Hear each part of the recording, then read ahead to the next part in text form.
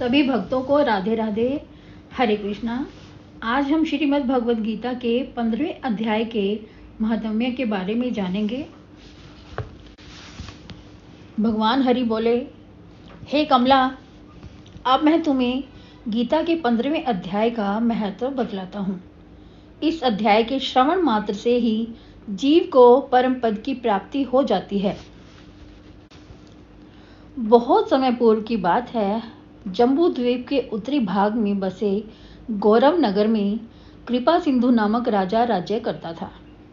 उसकी सेना का प्रमुख शरभंड था। वह बुद्धिमान होने के साथ साथ पराक्रमी व कला निपुण भी था। राज्य पाने की लालसा में राजा व उसके पुत्र का वध कर शरभंड स्वयं राजा बन बैठा। कुछ समय तक तो वह शासन करता रहा, लेकिन अचानक एक असाध्य रोग से ग्रस्त होकर वह विकाल का ग्रास बन गया। अनेक योनियों में पाप कृत्यों का फल भोगता हुआ वह कालांतर में सैंधव नगर में अश्व योनि को प्राप्त हुआ। उसमें श्रेष्ठ अश्व के सभी लक्षण विद्यमान थे। एक दिन सैंधव नगर के सेना प्रमुख की दृष्टि उस पर पड़ी। तब उसने वह अश्व उसके स्वामी से क्रय कर लिया। सेना प्रमुख ने उस अश्व को राजा के सामने ला खड़ा किया। तब राजा ने उस पर सवार होकर दूसरे दिन आखेट पर जाने का विचार बनाया। दूसरे दिन जब राजा उस अश्व के समीप गया, तब अश्व ने एकाग्र भाव से उसे देखा और फिर मुंह फेर लिया। राजा को यह रहस्य समझ में नहीं आया और वह उस पर सवार होकर आखेट के लिए निकल गया। जंगल में उसे एक मृग मिला। उसने अश्व को मृग के पीछे दौड़ा दिया। इस तरह वह राजा बहुत दूर तक निकल गया। राजा को प्यास लगी। तब वह अश्व को एक वृक्ष के तने से बांधकर स्वयं जल की खोज में निकल पड़ा। एक जगह उसे सरोवर दिखाई दिया। उसने जल पीकर अपनी प्यास को शांत किया और वापस लौट आया। अभी वह अश्व से कुछ ही दूर था कि उसे एक पत्ता दिखाई दिया, जिस पर गीता के 15वें अध्याय का आधा श्लोक ही लिखा हुआ था। वह उस श्लोक को पढ़ने लगा। उधर उसका स्वर अश्व के कानों में पड़ा तो अश्व भूमि पर धाराशायी हो गया और देखते ही देखते उसके प्राण पखेरु उड़ गए। राजा को यह देखकर घोर आश्चर्य हुआ। निराश होकर वह एक पर्वत शिखर की ओर बढ़ चला। वहां उसे एक कुटिया दिखाई पड़ी।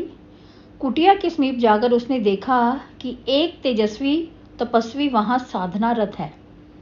कुटिया के आसपास का वातावरण कानन वन जैसा था।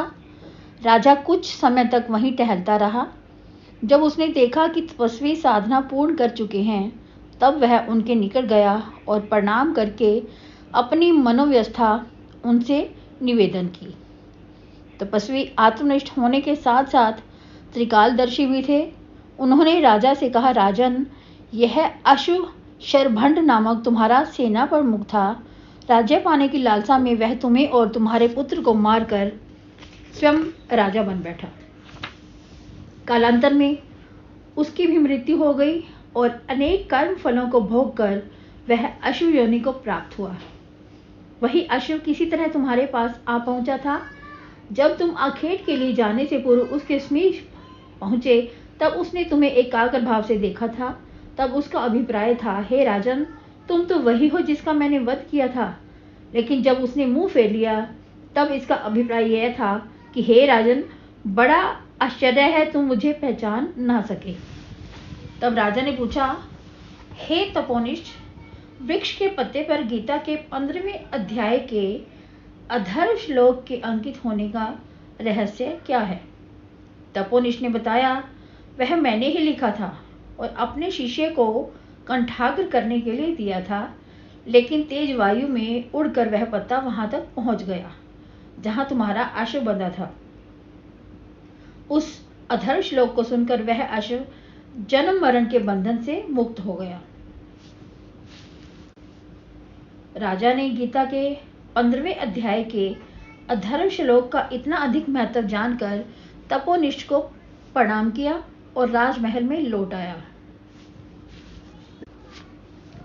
फिर अपने पुत्र को राजगाद सौंपकर स्वयं अरण्य में रहकर इस अध्याय का नित्य पाठ करने लगा। इसके प्रभाव से वह भी मुक्त हो गया। भगवान हरि बोले, हे लक्ष्मी, गीता के इस अध्याय का जो प्राणी नित्य पाठ करता है अथवा श्रवण करता है, वह भगवान नारायण के दिव्य धाम का निश्चय ही अधिकारी होता है। इसमें कोई संशय नहीं है। तो भक्तों, यह था श्रीमद् भगवद गीता के 15वें अध्याय का महात्म्य। गीता के 16वें अध्याय के महात्म्य में अगली वीडियो में आपसे फिर से मुलाकात होगी। तब तक के लिए राधे राधे, हरे कृष्णा। और हाँ, अगर आपने अभी तक भी मेरे चैनल को सब्सक्राइब नहीं किया तो आप इसे सब्सक्राइब कर लीजिए, ताकि आने वाली वीडियोस की नोटिफिकेशन आपको मिलती रहे और आप